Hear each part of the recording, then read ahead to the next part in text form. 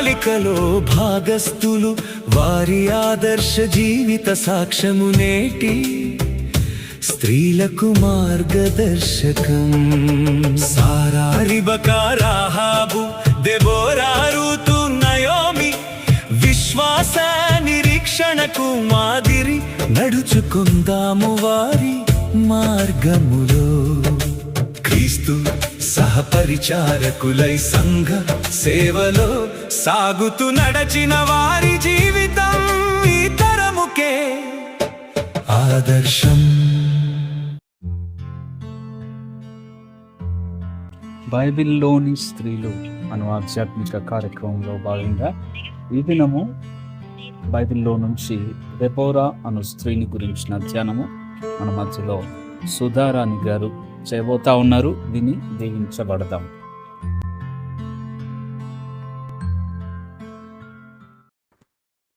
ప్రభువునందు ప్రియమైన grace Telugu radio శ్రోతలకు మన ప్రభు ప్రశస్త నామమున వందనములు చెల్లించుకొంచున్నాను. నా పేరు సుధా.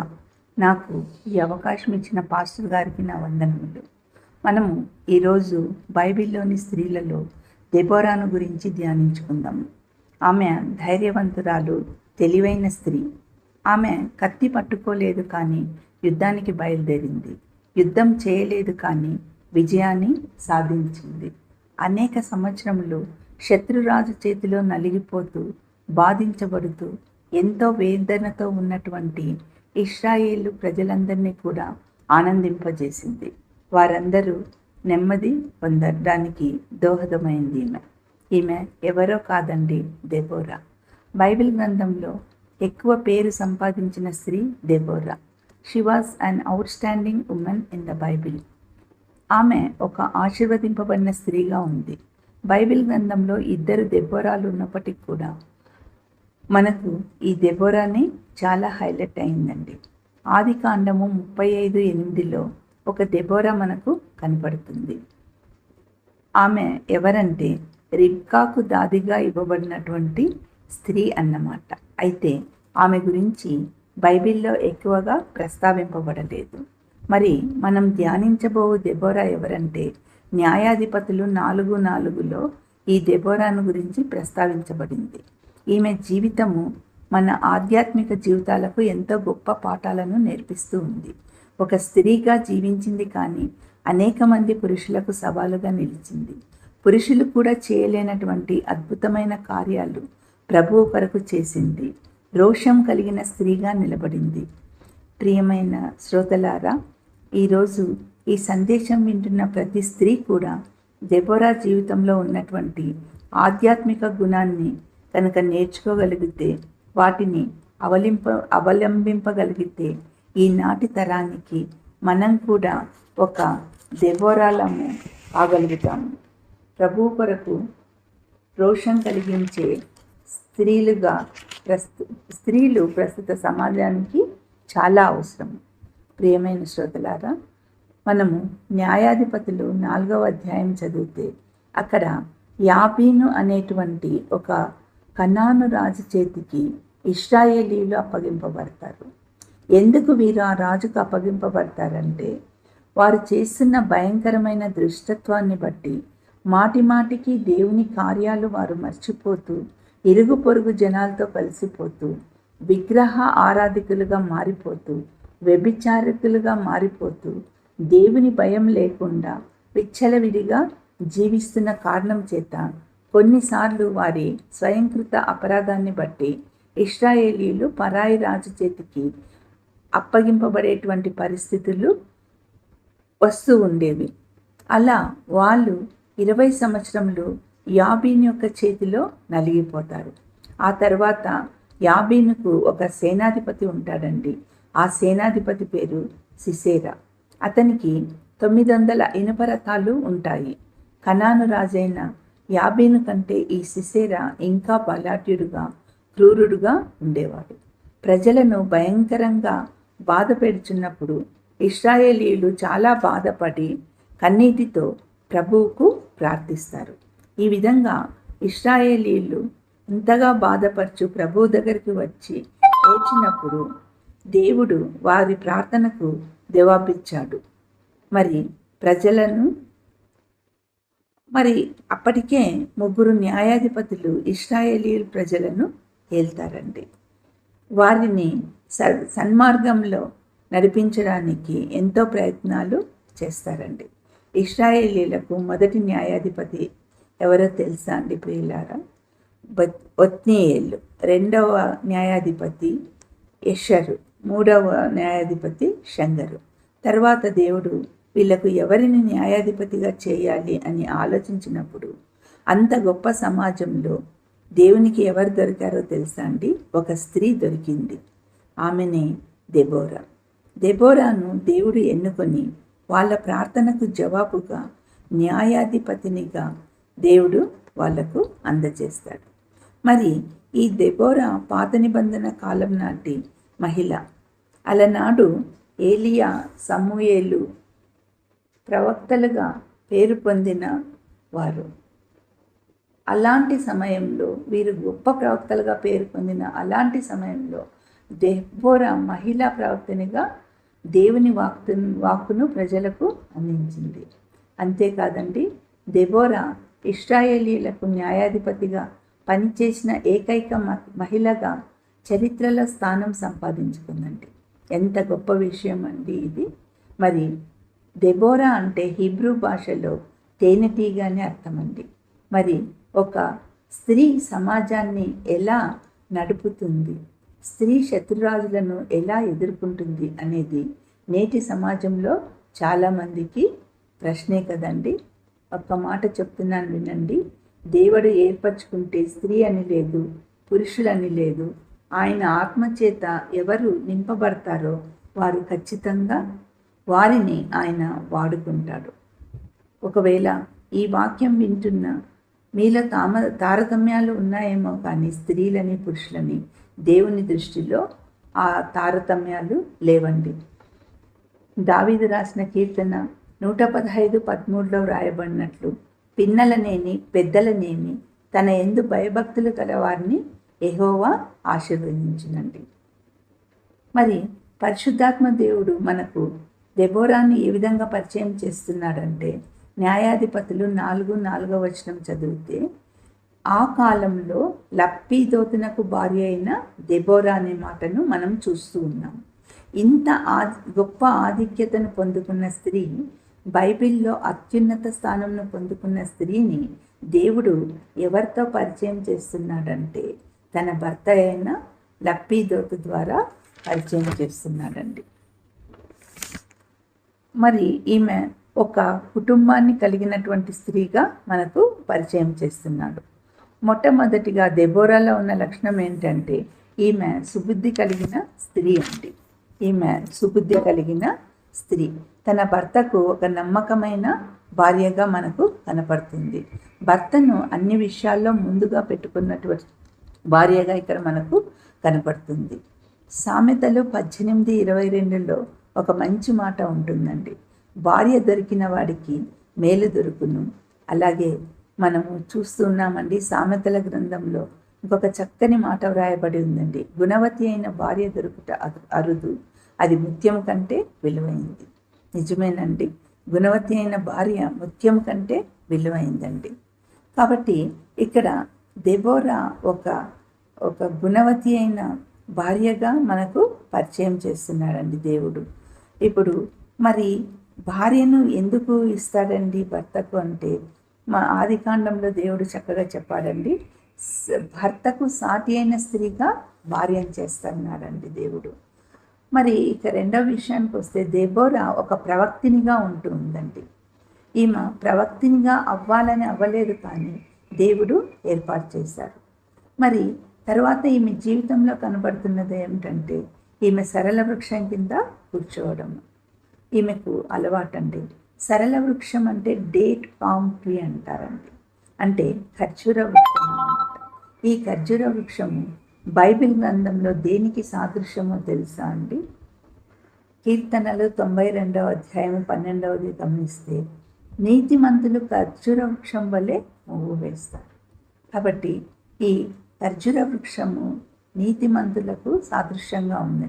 అంటే దేవుడు దెబోరా మనకు తెలియజేస్తున్నది ఏమిటంటే ఈమె నీతిమంతురాలుగా జీవిస్తూ ఉంది. నీతిమంతులు అంటే ఎవరండి? దైవికమైన లక్షణాలను కలిగిన వారే నీతిమంతులు అంటే. మరి మనము ఆయన దగ్గరికి వచ్చి మన జీవితాలను ప్రభువుకు సమర్పించినప్పుడు, ఆయన మనలను తన బిడ్డలుగా స్వీకరించినప్పుడు ఆయన మనల్ని నీతిమంతులుగా తీర్చిదిద్దుతాడండి. మరి రోమీయులకు రాసిన పత్రిక 5వ అధ్యాయం 1లో గమనిస్తే, క్రీస్తునందలి విశ్వాసము ద్వారా మనమందరం కూడా నీతిమంతులుగా తీర్చబడుతున్నామని అపోస్తులైన పౌలు గారు చెప్తున్నారండి. ఇక్కడ గమనించండి ప్రియులారా, క్రీస్తు యేసునందలి విశ్వాసం ద్వారా మనమందరం కూడా నీతిమంతులుగా తీర్చబడుతున్నాము. అంటే మనమందరము దేవుని ఆజ్ఞలకు విధేయులుగా ఉన్నవారమై దేవుని ఆజ్ఞలను గైకొంటే మనల్ని నీతిమంతులుగా ప్రభువు చేస్తాడండి. మరి దెబోరా సరళ వృక్షం కింద కూర్చుందండి.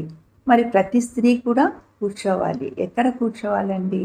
కీర్తనలు 1:1లో గమనిస్తే, దుష్టుల ఆలోచన చొప్పున నడవక, పాపుల మార్గంలో నిలవక, అపహాసకులు కూర్చుండు చోట కూర్చునవద్దు అని వ్రాయబడి ఉందండి. కాబట్టి మనం కూడా ఎక్కడ కూర్చోవాలి అంటే అపహాసకులు కూర్చుండు చోట కూర్చోవద్దండి. మరి ఆదికాండం 18వ అధ్యాయం గమనిస్తే, అబ్రహాము సింధూర వృక్షం కింద కూర్చుని ప్రభువు కొరకు ఎదురు చూస్తున్నాడంటండి. ఎండవేళ కూర్చుని ప్రభువు కొరకు అబ్రహాం ఎదురు చూస్తున్నాడు. నా ప్రభువు ఎప్పుడు వస్తాడు, నా ప్రభువు ముఖదర్శనము నేను ఎప్పుడు చేసుకుంటాను అని ఆశతో ఎదురు చూస్తూ ఉన్నాడండి. అలాంటి ఆశ మనం కూడా కలిగి ఉండాలండి. పరిశుద్ధుడైన లూకా రాసిన సువార్త 10:39 గమనిస్తే, మరియ కూడా యేసు పాదాల దగ్గర కూర్చుని ఉందండి. మనం కూడా రోజు దేవునితో కాసేపు కూర్చోవాలి. అప్పుడు మనకు ఎంతో ఆశీర్వాదం. భూలోకంలో నీవు దేవుడితో కూర్చునే అలవాటు చేసుకుంటే ప్రభువు నిన్ను ఒకరోజు తన సింహాసనం మీద కూర్చోబెడతాడండి. ఎంత గొప్ప మాట అండి ఇది. ప్రకటన 3:21లో మనము ఈ మాటను చూస్తామండి. నేను జయించి నా తండ్రితో కూడా ఆయన సింహాసనం నందు కూర్చుండి ఉన్న ప్రకారము జయించు వానిని నాతో కూడా నా సింహాసనం నందు కూర్చుండించదు. గమనించండి, జయించు వానిని నాతో కూడా నా సింహాసనం నందు కూర్చుండనిచ్చదనని మన ప్రభువు సెలవిస్తున్నాడండి. మరి దెబోరా స్తుతించే స్త్రీగా కూడా కనపడుతుందండి. ఇశ్రాయేలు ప్రజలందరికీ కూడా న్యాయం తీర్చమని వచ్చేవాళ్ళండి దెబోరా దగ్గరికి. ఎందుకు ఈమె దగ్గరికి వచ్చేవారంటే, ఈమె జ్ఞానవంతురాలు కాబట్టి ఆమె దగ్గరికి న్యాయం తీర్చమని వచ్చేవాళ్ళండి. తర్వాత దెబోరా ఒక ప్రవక్తినిగా, న్యాయాధిపతిగానే కాకుండా ఒక తల్లిగా మారిందండి. న్యాయాధిపతులు 5:7లో మనం గమనిస్తే, నేను ఇశ్రాయేలీయులకు తల్లి కాకమునుపు అనే మాట వాడబడి ఉందండి. ఒక తల్లి లాంటి మనసుతో అక్కడ ఉన్నటువంటి ప్రజలందరినీ కూడా ఆమె బలపరుస్తూ ఉంది. బారాకు అనే ఒక యవ్వనస్తుని పిలుస్తూ ఉంది, నువ్వు యుద్ధానికి వెళ్ళాలి. ఇదిగో దేవుడు నాకు చెప్పాడు, 10,000 మందిని నీవు ఏర్పాటు చేసుకొని తాబోరు కొండ మీదికి వెళ్ళాలి అని, సిసేరాతో యుద్ధాలు చెయ్యాలి అని దెబోరా చెప్పిందండి. సిసేరాతో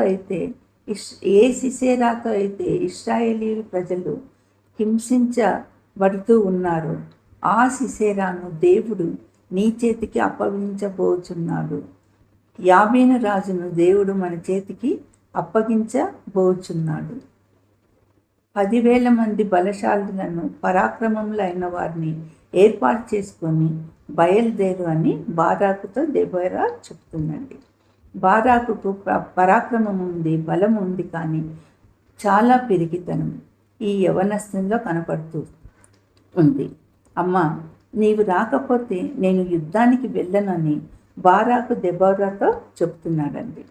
ఇంత బలవంతుడు, పరాక్రమశాలి, యవ్వనస్తుడు అయినా కూడా బారాకు భయపడుతూ తల్లిగా ఈమె సహాయాన్ని కోరాడండి. అమ్మ, నీవు వస్తేనే నేను యుద్ధానికి వెళ్తానన్నప్పుడు దెబోరా ఏమంటుందంటే, పురుషుడమైన నీవు పిరికివానిగా మాట్లాడుతున్నావు కాబట్టి దేవుడు ఒక స్త్రీ ద్వారా ఇశ్రాయేలీయుల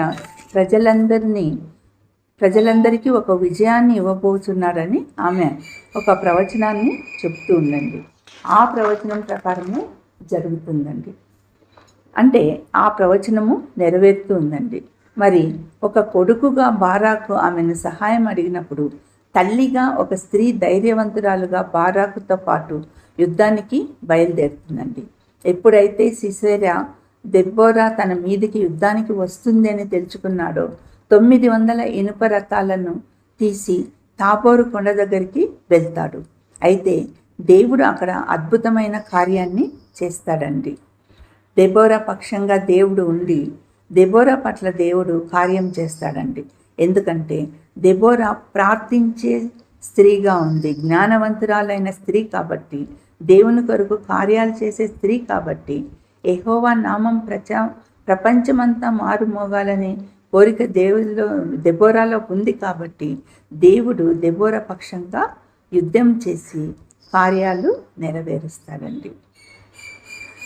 మనము ఈ మాటను న్యాయాధిపతులు 4వ అధ్యాయము 14వ వచనంలో చూస్తామండి. న్యాయాధిపతులు 4వ అధ్యాయం 14వ వచనంలో చూస్తాము. సిసెరా రథాలన్నిటినీ, సైన్యం అంతటినీ యెహోవాయే కలవరపరచగా అనే మాటను మనము చూస్తామండి. అక్కడ వాళ్ళు కన్ఫ్యూజ్ అయిపోతారండి. సిసెరాకు భయం వేసి రథాన్ని దిగి పోతాడు. తన వాళ్ళు అందరూ కూడా చంపబడతారు. బారాకు ద్వారా దేవుడు వాళ్ళందరినీ కూడా హతం చేస్తాడు. శత్రువులు అణచబడతారు.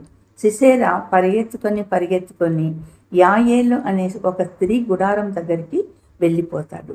యాయేలు అంటే హెబేలు భార్య అండి. ఆమె అక్కడ రెడీగా ఉంటుంది. ఒక రకంగా చెప్పాలి అంటే, ఎందుకంటే అప్పటికే ఆమె దెబోరాను గురించి విని ఉంటుంది. దెబోరాలో ఉన్నటువంటి రోషము, దెబోరాలో ఉన్నటువంటి ఆధ్యాత్మిక అనుభవాలు ఈ స్త్రీ కూడా పొందుకొని ఉంటుంది. నేను కూడా దెబోరాలాగా ధైర్యంగా ఉండాలి, దెబోరా వలె శత్రువును జయించాలి, దెబోరాలాగా పోరాడాలి అన్న పోరాట బలంతో ఎదురు చూస్తూ ఉంటుంది. ఇలాంటి సమయంలో సిసెరా ఆమె గూడారానికి వస్తాడండి. అప్పుడు యాయేలు చాలా తెలివిగా ప్రవర్తిస్తుంది. శత్రువు లోపలికి వచ్చిన తర్వాత అతను దాహానికి అడిగితే పాల బుడ్డిని తెచ్చి అతనికి ఇస్తుంది. సిసెరా ఏమంటాడంటే, ఎవరైనా ఇటు వచ్చి తనని గురించి విచారిస్తే ఎవ్వరూ ఇక్కడ లేరు అని చెప్పమని ఆమెకు చెప్తాడండి. తరువాత అలసట వలన అతను గొంగలి కప్పుకొని గాఢ నిద్రలోకి జారుకుంటాడు. అప్పుడు యాయేలు గుడారం వేసుకొని సుత్తె పట్టుకొని వచ్చి మేకును అతని కన్నెత్తలకు దిగగొడుతుందండి. గాఢ నిద్రలో ఉన్న సిసెరా అలాగే శాశ్వత నిద్రలోకి వెళ్ళిపోతాడండి.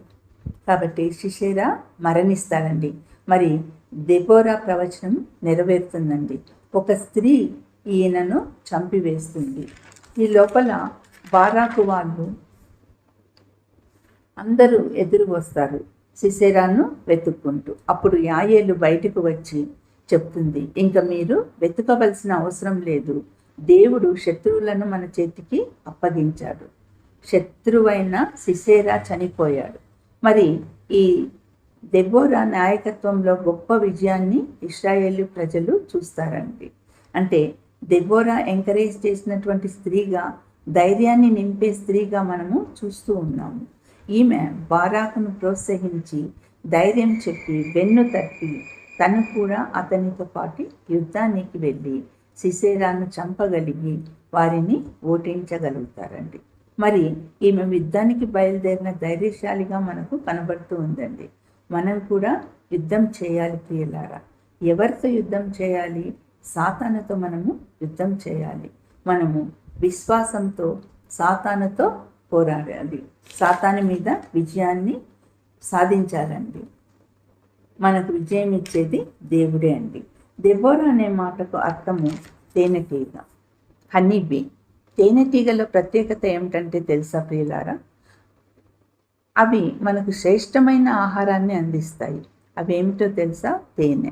తేనె అనే శ్రేష్టమైన ఆహారాన్ని అందిస్తాయి. నిజంగా తేనె మనకు చాలా ఆరోగ్యకరమండి. తేనె మధురంగా ఉంటుంది.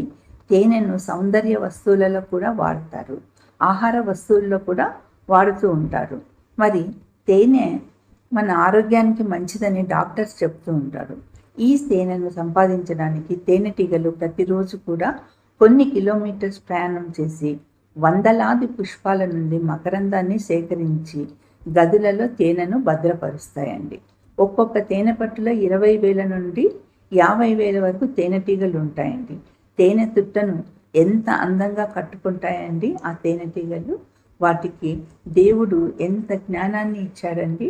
అవి ఎంత చురుకుగా ఉన్నాయో తెలుసా అండి?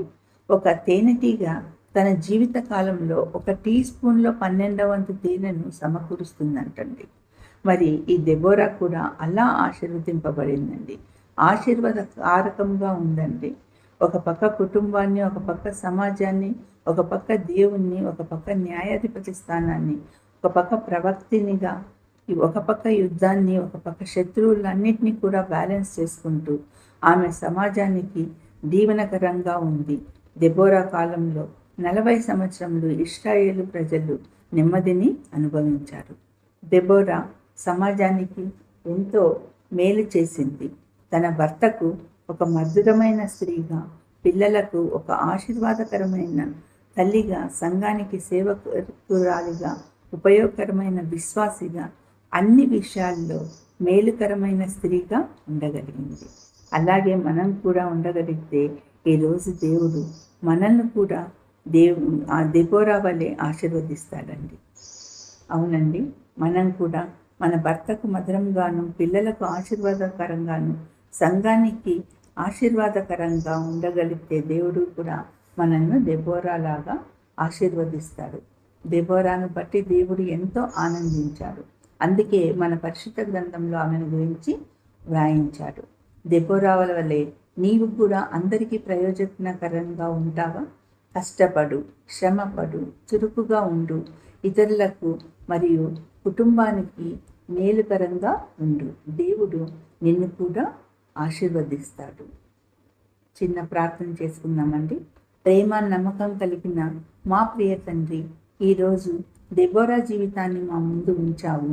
దెబోరా వంటి ఆత్మీయ సుగుణాలను, జ్ఞానంను, ధైర్యంను మేము కూడా కలిగి నీకు ఘనత తెచ్చేవారిగా మమ్మల్ని ఆశీర్వదించండి ప్రభువా.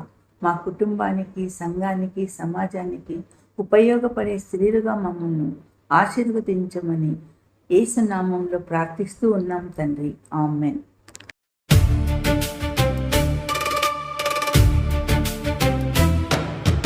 బైబిలులోని స్త్రీలు దేవుని ప్రణాళికలో భాగస్థులు. వారి ఆదర్శ జీవిత సాక్ష్యము నేటి స్త్రీలకు మార్గదర్శకం.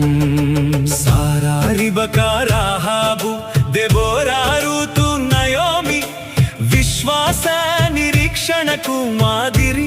నడుచుకుందాము వారి మార్గములో.